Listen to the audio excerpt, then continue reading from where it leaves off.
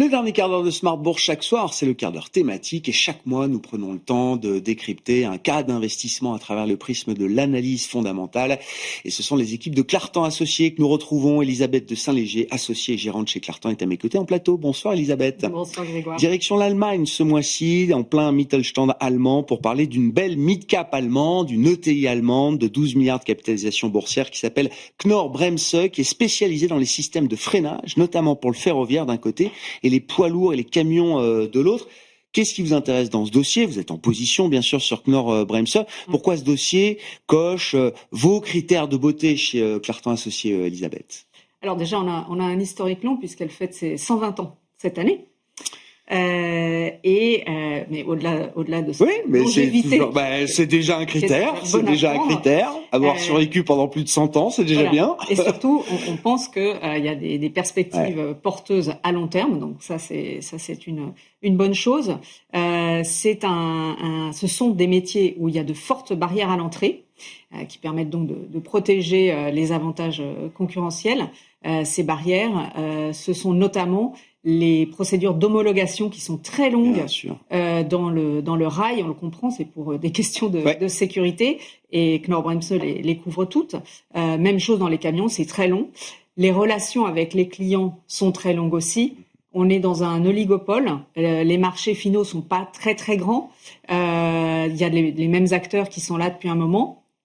Knorr-Bremse est clairement dominant parce qu'il est numéro 1 mondial sur les freins dans le rail, numéro 1 mondial sur les freins dans le camion, 50% de part de marché dans un cas, 20%. Ah oui, les positions concurrentielles, très fortes. Positions fortes. Un bastion, quoi. Dans le frein, dans le camion, je veux dire, c'est 30%. Donc, vous voyez, c'est gros, et le suivant est plus petit.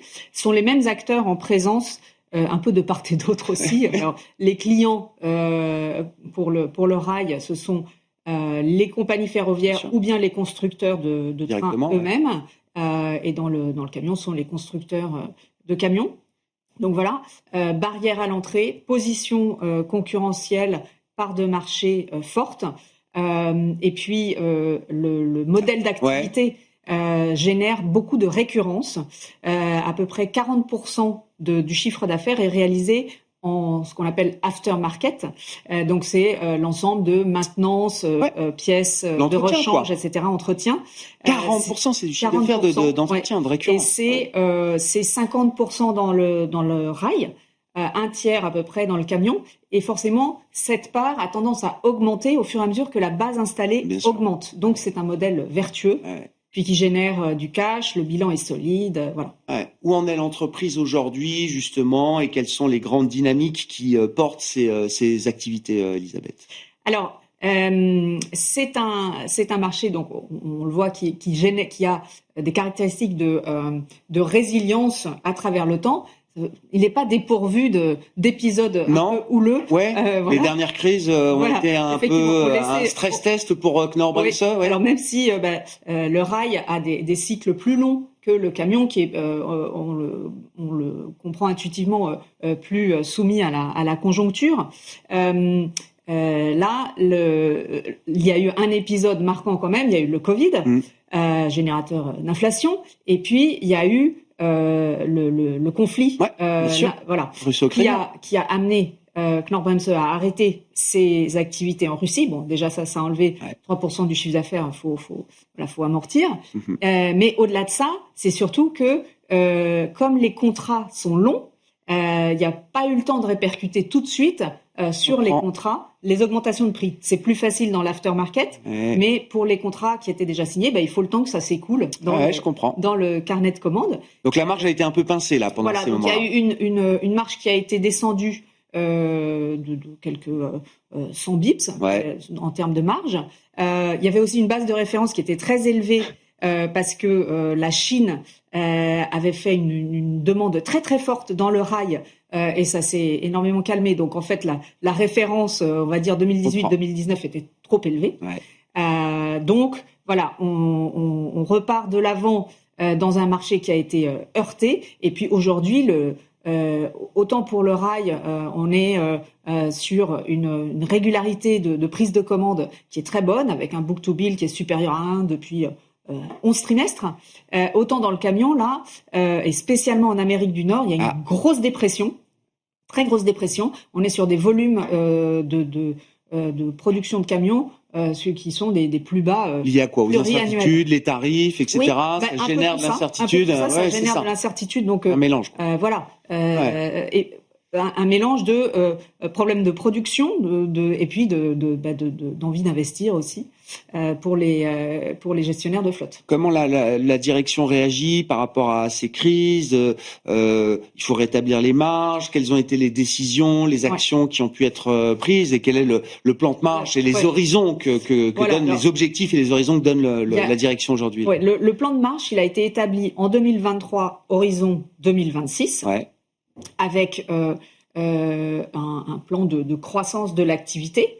Ils estiment qu'ils peuvent croître plus vite que les marchés finaux, là aussi parce que il y a une question d'augmentation du contenu par véhicule. Donc disons, si le rail croît de 2-3% par an sur la longue route, sur le long rail, eux estiment qu'ils peuvent croître plus vite que ça, disons 5-6 ou dans le camion, même si la demande finale est pas très dynamique.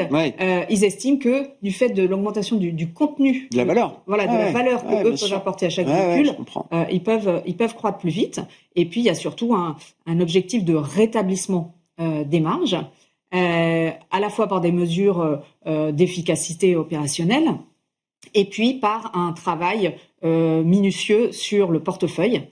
Parce qu'ils ont fait des acquisitions historiquement sur 20 ans. Au fil de l'eau, Voilà, et ils ont dit, elles n'ont pas toutes été à la hauteur de ce qu'on attendait, et donc maintenant on a une fraction de notre chiffre d'affaires qu'on va examiner assez systématiquement. D'accord. En disant, on veut savoir si on est le meilleur propriétaire. Et une revue stratégique un peu permanente, quoi. Voilà. D'accord. Et donc c'est soit ça marche chez nous, soit ça sort de chez nous. Voilà. Une des acquisitions qu'ils ont réalisées le plus récemment, si je dis pas de bêtises, c'est une activité qui était chez Alstom avant, c'est la signalisation, alors ferroviaire, j'imagine, sur le marché nord-américain, c'est ça, Elisabeth? Tout à fait. Et alors, ils ont les moyens de continuer à faire des acquisitions, et ils visent à augmenter leur présence dans le digital.